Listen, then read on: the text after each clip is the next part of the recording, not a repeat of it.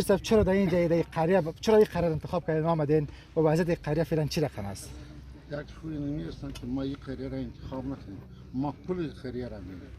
یک قریه نوبت اول رسید، یک قریه میریم، کل قریه را میریم. وضعیت چطور است؟ وضعیت که پیاده دیدم قریه خیلی تباه شده، خیلی برباد شده، خیلی به تخریب همین باشندگان این قریه هستند. و کسی زنده مانده در قریه؟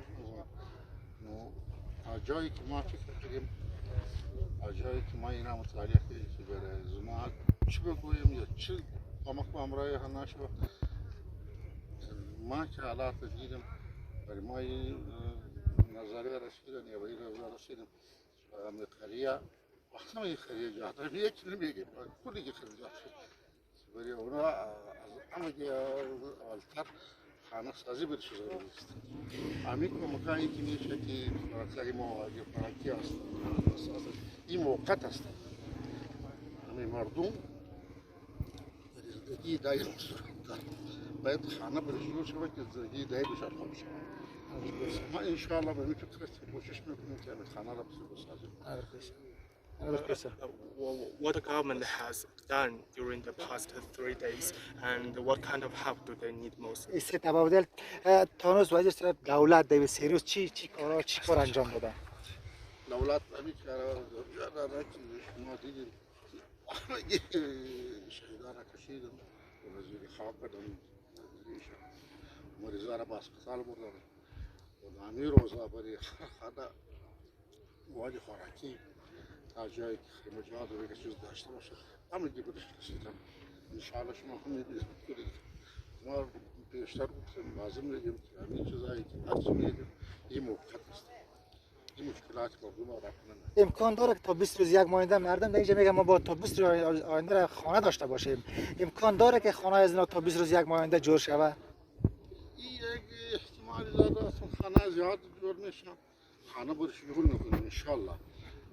امی که روز 20 روز در بر میگیره یا زیاده میگیره این باره یکی نمیگیره. I think enough. تشکر.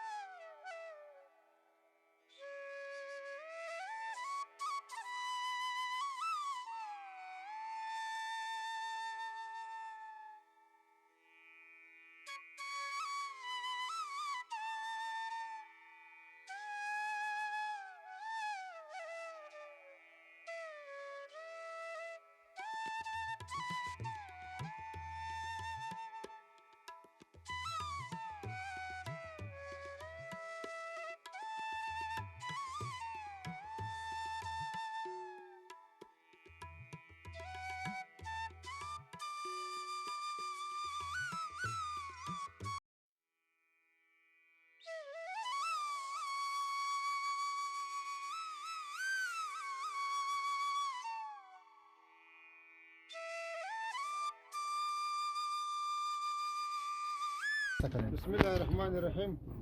محمد سلیم حقانی هستم، رئیس مبارزه با حوادث زون مرکزی کابل.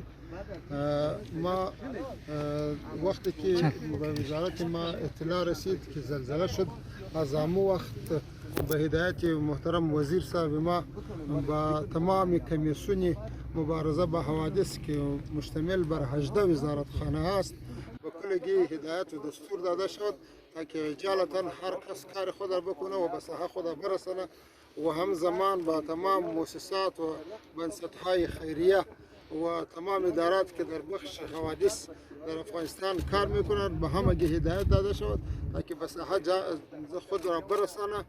از روز اول تا حال 10 تیم‌های وزارت خانه‌های مختلف به هماهنگی وزارت مبارزه با حوادث از کابل، از ولایات، از کندهار، از خود هرات و از دیگر جاها به ساحه رسیدن. هر یک کار خود را کردن. الحمدلله شهدا کلگی دفن شده به طریقه باعزت، زخمیان انتقال شده به طریقه باعزت، در مستشفی‌ها یا در شفاخانه‌ها علاج شروع است. بیخی بعضی رخصت شده الحمدلله.